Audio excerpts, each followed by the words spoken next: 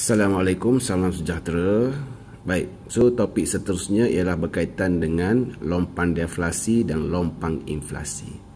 Okey, tujuan kita belajar topik-topik perubahan pendapatan negara sebelum ini dengan menggunakan kaedah suntikan bocoran, dengan menggunakan pendekatan AE sama dengan AS, sebenarnya untuk kita belajar tentang dasar-dasar kerajaan untuk menutup lompang deflasi dan lompang inflasi.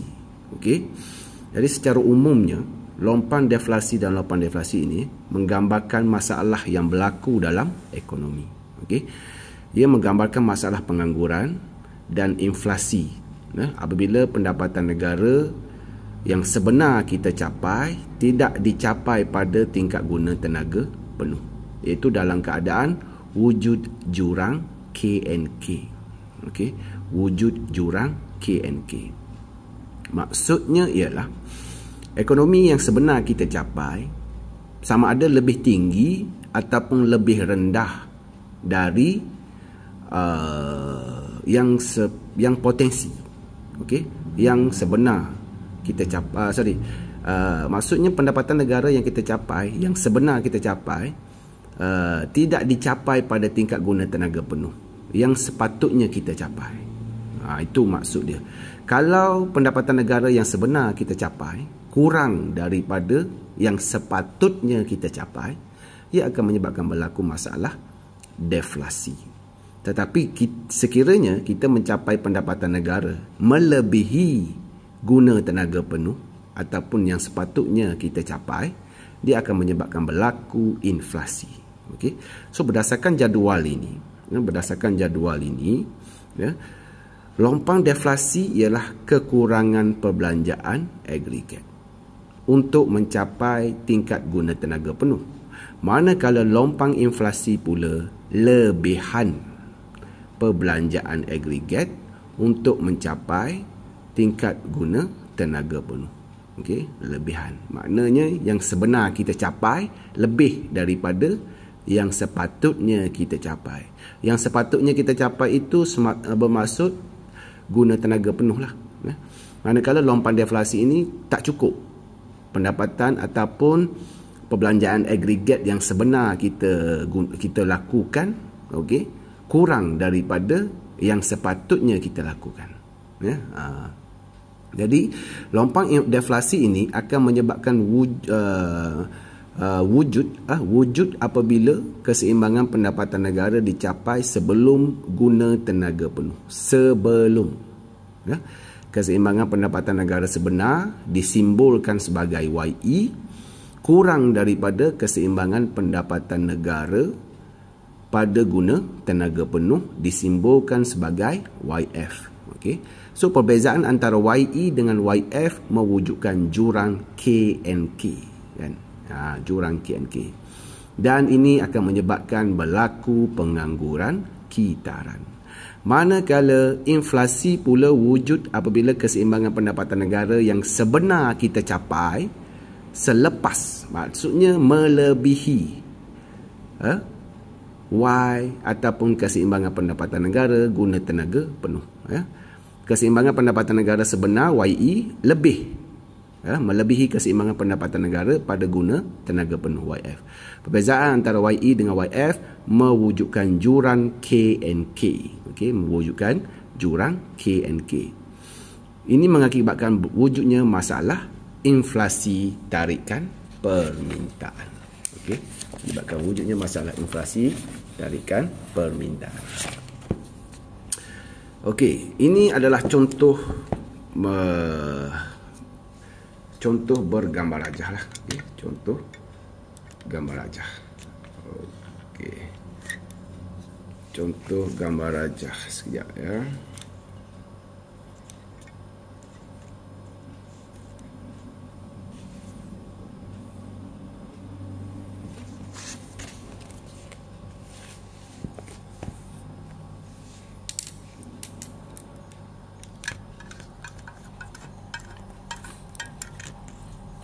Okey. Ini adalah contoh gambar rajah, ya. lompang deflasi dan lompang inflasi. Saya akan terangkan. Okey. Yang penting kamu fokus. Ya. Baik. Kalau menggunakan pendekatan AE sama dengan AS ini, okey. Kalau lompang deflasi, ya, ya, rajahnya akan jadi macam ni. Kan, perbelanja agregat macam biasa. Cuma ini AE kosong ini ialah AE yang sebenar berlaku dalam ekonomi. Manakala AEF ini ialah AE yang sepatutnya berlaku, iaitu AE yang membolehkan kita, yang membolehkan ekonomi kita mencapai guna tenaga penuh. Okey. Itu sebenarnya situasi dia. Okey.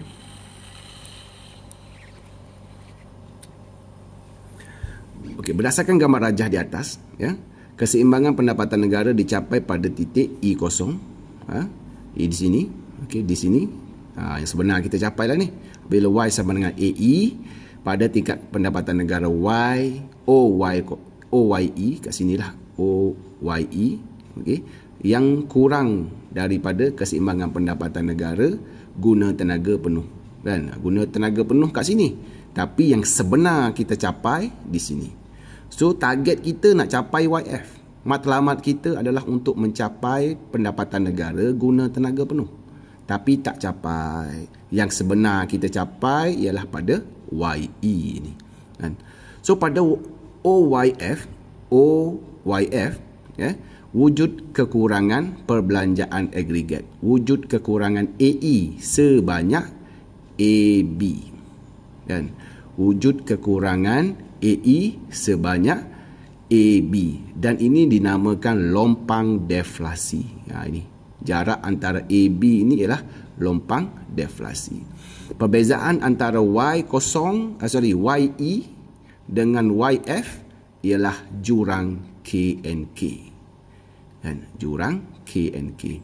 Untuk mengatasi lompang ini, lompang ini perlu ditutup. Lompang ini perlu ditutup. Macam mana nak tutup? Untuk mengatasi lompang deflasi, sama ada kalau kerajaan nak bertindak, kerajaan boleh meningkatkan perbelanjaan agregat. Kan? Ataupun kerajaan boleh bertindak dengan meningkatkan G contohnya. Kan? Perbelanjaan agregat perlu ditambah daripada AE1 kepada AEF, AE0 kepada AEF, daripada sini ke sini, perlu ditambah. So macam mana nak tambah ni?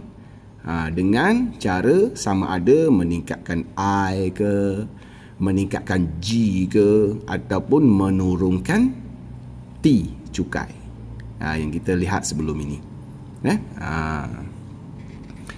Jadi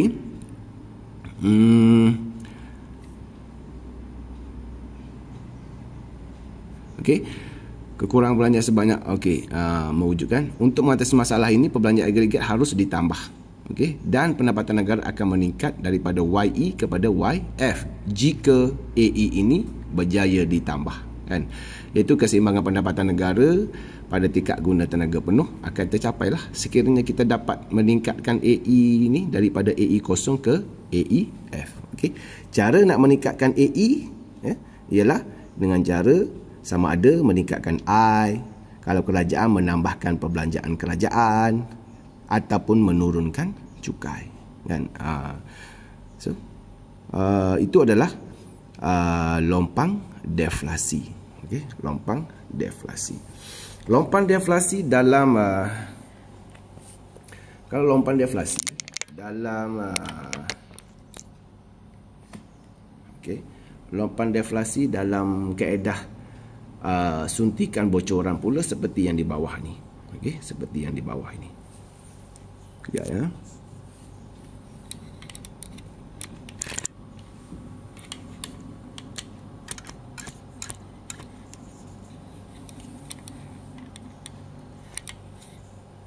Okay, seperti yang di bawah tu. Ini ini adalah lompang deflasi dengan menggunakan pendekatan suntikan bocoran. Okey, ini bentuk gambar rajah dia. lihat uraiannya. Keseimbangan pendapatan negara dicapai pada E kosong di sini, menyebabkan pendapatan negara yang diperolehi ialah sebenar YE, kan? Apabila Y sama dengan J pada tingkat pendapatan negara YE, tetapi YE ini kurang daripada YF, kurang daripada keseimbangan pendapatan negara guna tenaga penuh, iaitu YF, kan? Ini yang menyebabkan wujudnya lompang deflasi tu, sebab yang sebenar kita capai kurang daripada YF. Pada YF, okey, pada YF wujud kurangan suntikan.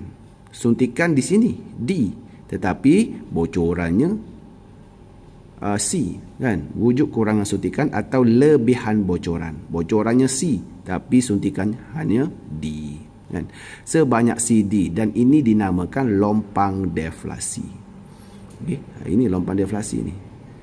Shortage dalam suntikan. Ya. Untuk mengatasi lompang deflasi dan mencapai keseimbangan pendapatan negara guna tenaga penuh, iaitu YF, suntikan harus ditambah atau bocoran perlu dikurangkan. Okey, suntikan harus ditambah, sama ada tambah I ataupun tambah G, ataupun bocoran perlu dikurangkan, iaitu bocoran perlu dikurangkan itu maksud dia macam mana? Menurunkan cukai ataupun menurunkan S. Dan macam mana nak turunkan S? Ya, turunkan S kamu boleh lihat dengan cara mengubah T juga, ataupun lihat faktor-faktor lain yang mempengaruhi S. Ya, okey. Itu adalah lompang deflasi menggunakan kaedah suntikan bocoran. Manakala lompang inflasi pula, okey, lompang inflasinya di sini. Ya. Ini adalah lompang inflasi. Okey, lompang inflasi ni dia lain rajah dia. Kalau awak lihat perbandingan antara dua rajah ini, kedudukan dia lain. Awak kena buat study dengan cara membandingkan supaya awak mudah faham. Okey, supaya awak mudah faham. Manakala untuk kaedah lompang inflasi dengan menggunakan kaedah AS sama dengan AE, ya, perbelanjaan agregat yang sebenarnya ini. Okey, tetapi keadaannya berbeza. Yang sebenar kita capai ini, YE ni lebih besar daripada YF. Yang sepatutnya kita capai ataupun guna tenaga penuhnya YF, tetapi yang sebenar kita capai melebihi YF, iaitu YE. Okay, lihat dia punya huraian. Keseimbangan pendapatan negara dicapai pada titik E kosong ni. Okey, apabila Y sama dengan AE kosong, Y sama dengan AE kosong di sini, melebihi keseimbangan pendapatan negara pada tingkat guna tenaga penuh YF. Pada YE, kan, melebihi ni YE melebihi YF. Okey, pada YF wujud lebihan perbelanjaan agregat.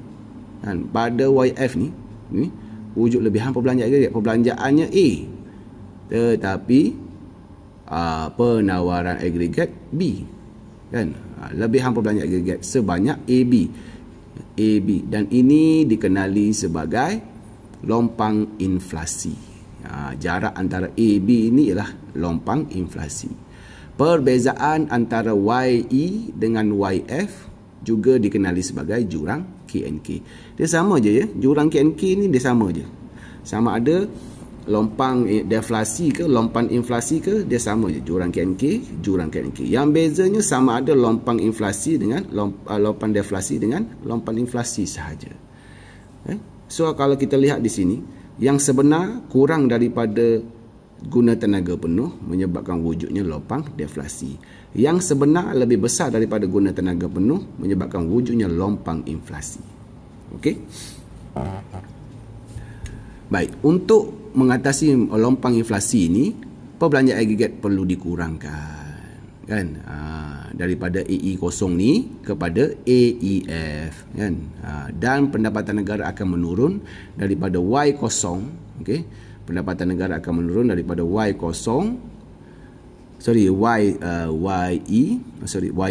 kepada YF. So kita capai guna tenaga penuh.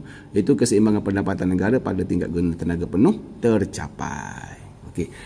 Manakala lompang inflasi boleh juga ditunjukkan dengan menggunakan pendekatan suntikan bocoran. Kan? Ini. Ini dia. Okey. Rajah dia lebih kurang macam inilah. Keseimbangan pendapatan negara dicapai pada titik E0 di sini. Okey. Apabila W sama dengan J, suntikan sama dengan bocoran, bocoran sama dengan suntikan pada tingkat pendapatan negara YE. Di sini E0 kan. Tetapi keadaan itu, iaitu keadaan pada YE itu adalah melebihi daripada YF. Kan? Melebihi keseimbangan pendapatan negara guna tenaga penuh YF. Kan? So pada YF ini apa yang berlaku? Pada YF wujud lebihan suntikan. Suntikan adalah sebanyak C, tetapi bocoran D. Berlaku lebihan suntikan atau kekurangan dalam bocoran sebanyak CD. Kan? Sebanyak CD. Dan ini dinamakan lompang inflasi. Kan? Ini dinamakan lompang inflasi. Pada YF, untuk mengatasi masalah ini ataupun untuk mengatasi lompang inflasi ini, untuk mencapai keseimbangan pendapatan negara guna tenaga penuh, maka suntikan harus dikurangkan ataupun bocoran perlu ditambah. Suntikan harus dikurangkan untuk menurunkan dia ke sini. Okey. Ataupun bocoran perlu ditambah untuk dia menaikkan dia ke sini. Okey. Berlaku persilangan pada titik C itu, kan, berlaku persilangan pada titik C, ya, ataupun berlaku persilangan pada titik D untuk menutup lompang inflasi, dan kita akan mencapai pendapatan negara keseimbangan pada YF. Ya. Itulah situasi yang wujud semasa lompang inflasi dan lompang deflasi dengan menggunakan pendekatan suntikan bocoran dan pendekatan bocoran suntikan. Okey. Menggunakan pendekatan suntikan bocoran dan pendekatan AS sama dengan AE. Okey. Okey.